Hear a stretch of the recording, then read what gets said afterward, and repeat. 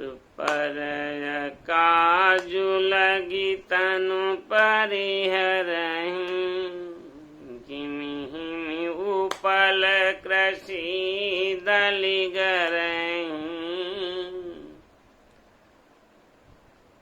पर अकाज लगी तनु परिहरहि। तुलसी बाबा कहते हैं कि ऐसे दुर्जन लोग जो दूसरों की भलाई नहीं चाहते, जैसे भलाई का कैसे करते हैं बखान। पर अकाज लगी तनु परिहरहि, अगर दूसरे का कहीं बुरा हो रहा हो और नष्ट हो रहा हो, उजड़ रहा हो दूसरा कोई, तो उसके लिए दुर्जन लोग ऐसे होते हैं कि अपना शरीर गला देते हैं।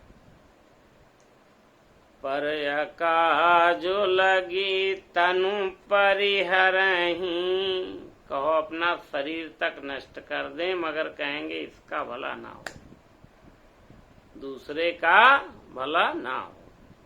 पर अकाज लगी तनु परिहरहि जिमि हिमि उपल कृषि दलिगरहि।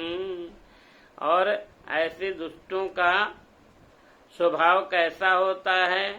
तुलसी बाबा कहते हैं ऐसे स्वभाव वाले लोग जैसे हिम है, उपल ओले हैं, तो ओले जब फसल पे पड़ते हैं तो फसल को नष्ट कर देते हैं, परंतु स्वयं वो खुद भी नष्ट हो जाते हैं। यानी ऐसे स्वभाव वाले दुष्ट लोग होते हैं कि स्वयं अपना तन गला करके और फसल को नष्ट कर देते हैं, दूसरे का नुकसान पहुंचाते हैं। यानी कि दूसरा अगर नष्ट हो रहा है तो अपना शरीर भले गल जाए, नष्ट हो जाए, लेकिन भला ना होने पाए। तो ऐसे लोग क्या कैसे दूसरों के दोषों का बखान कैसे करते हैं? तुलसी बाबा उनको प्रणाम करते हैं और उनको शेष नाग की तरह यानी शेष जी की तरह प्रणाम कर रहे हैं। कहते हैं शेष जैसे 10,000 मुख वाले शेष जी जो हैं उनकी तरह उनको प्रणाम करते हैं। बंदऊ खल जस शेष सरोसा, यानी 10,000 फन वाले, 10,000 मुख वाले, बदन वाले शेष जी की तरह उनको प्रणाम करते हैं, क्योंकि वो अपने 10,000 मुखों की तरह यानी दूसरों के दोषों को इतना बखान करते हैं।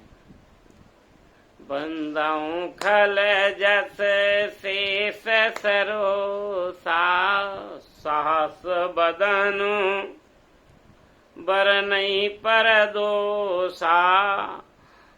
जैसे शेष जी जो है भगवान के यश का गुणगान अपने शास्त्र मुख से करते हैं, उसी तरह से कहते हैं ये शास्त्र मुख वाले शेषनाग की तरह ही सज्जनों का दूसरे लोगों का के दोषों का गुणगान करते हैं। ऐसे होते हैं दुर्जन लोग।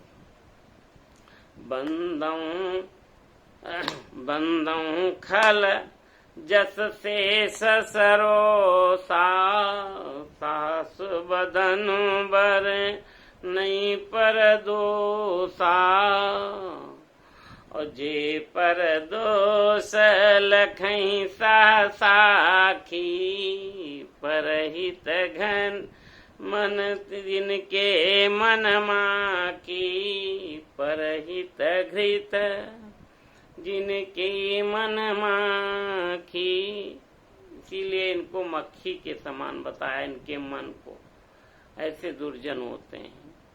तो दुर्जनों का जो व्यवहार होता है जो स्वभाव होता है वो चूंकि तामसी होता है, और जो ऐसा स्वभाव होता है कि ये उल्टा विचार करते हैं, इसलिए इनका ये राक्षसी स्वभाव वाले होते हैं। सज्जन हमारे संत स्वभाव वाले होते हैं।